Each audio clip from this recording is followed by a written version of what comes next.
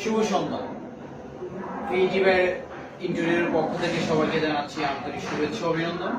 সবাই কেমন আছেন? আশা করি ভালোই আছেন। যাই হোক, আজকে আমরা আবারও নতুন একটা প্রজেক্ট নিয়ে আপনাদের সামনে হাজির হয়েছি। প্রজেক্ট লোকেশন হচ্ছে কুমিল্লা চম্পকনগর হাউজিং। আর যার কাজ করতেছি সে হচ্ছে বিশিষ্ট সমাজসেবক, ব্যবসায়ী এবং রাজনীতিবিদ আনোয়ার হোসেন।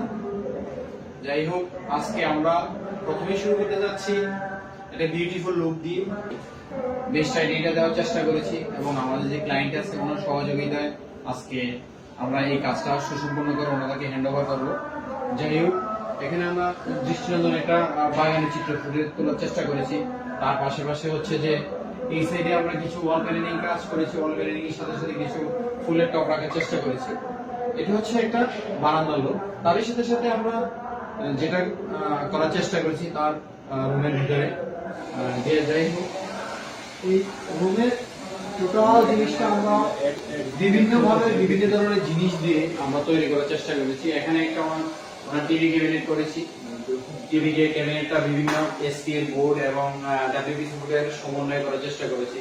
তার সাথে সাথে আমরা এখানে ব্যাগ তৈরি করেছি, ব্যাগের একটা ব্যাকগ্রাউন্ড লুক তৈরি করেছি। তার পাশেই আমরা এখানে একটা ড্রেসিং টেবিল তৈরি করেছি।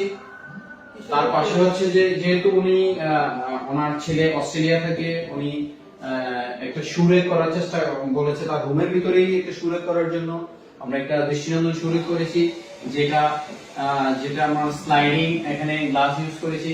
তার সাথে হচ্ছে যে ভিতরে প্রোফাইল লাইট ব্যবহার করার চেষ্টা করেছি।